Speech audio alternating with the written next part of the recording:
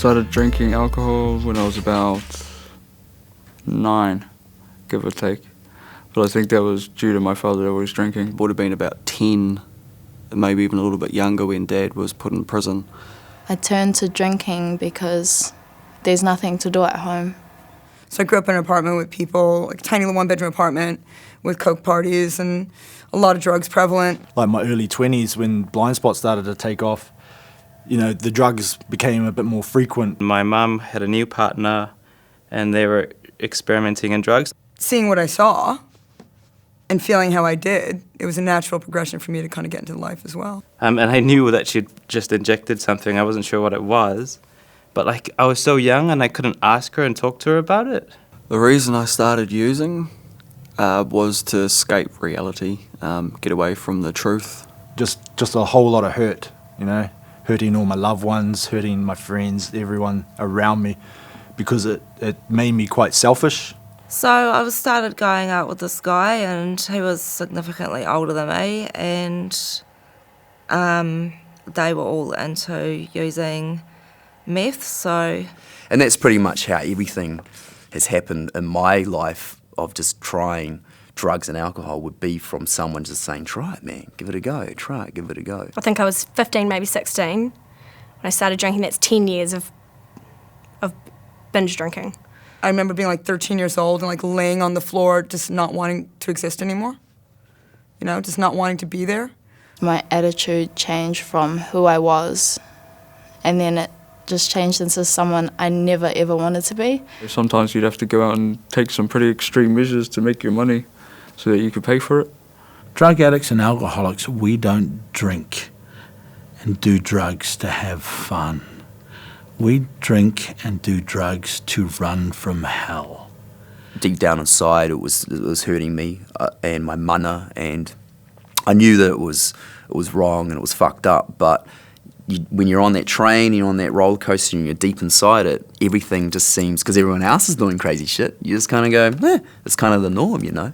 The drinking was the hardest thing to stop. Doing drugs was not so hard because they were making me feel depressed when I was coming down off them all the time. And I'd basically, because of drugs, my life had turned to shit. I was sitting in bed, completely fried out of my mind. I'd been on meth for about 2 days, smoking it for about 2 days straight. And he said that she had OD'd. So I left it for about 2 hours, tried calling back, no answer. So no answer for 2 days. That was pretty scary.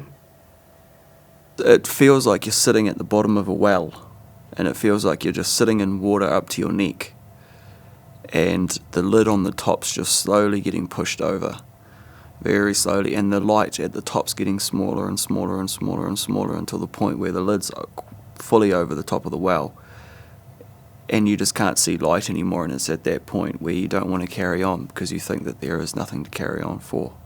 She said, Michael, your head is like a boiling cesspool of crap. It's like a boiling pot, and you've put a lid on the boiling pot, and that lid's drugs and alcohol. And it's a heavy lid because you use a lot of drugs and alcohol. What happens when you put a lid on a boiling pot? I'll be that guy that everyone goes, remember that guy in that band? What happened to that? What's his name? Yeah, Tiki, that guy. What happened to him? Oh man, I saw him down, he's fucking looking bad, missing teeth, he's on the side of the street, you know what I mean? Like, I'll probably be doing something stupid, maybe in prison, maybe dead. The main thing is the self-esteem, that I have control over my own decisions, that I can stick to things, and that I'm not a weak slave to a drug. Everyone does have a purpose in life. It makes me sad when I see girls drop out of school to hang around and do the same things that I was doing.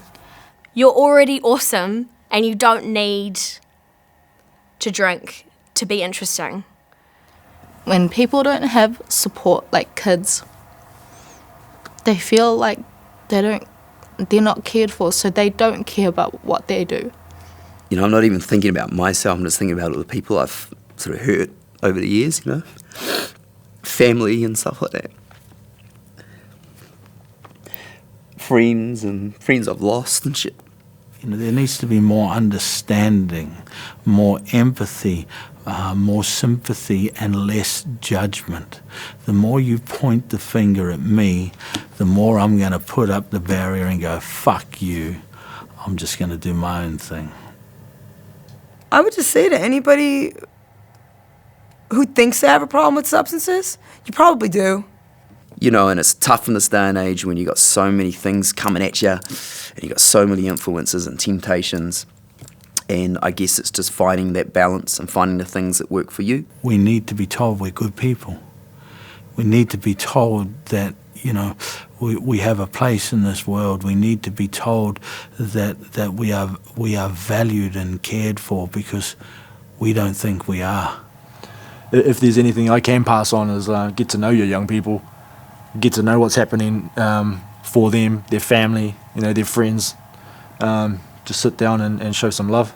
I think if anyone else has like experienced this and not shared it, find someone to share it with. All the challenges that I've not faced, that I've just kind of sidestepped or managed to get through life without having to face, are the challenges that will help you grow.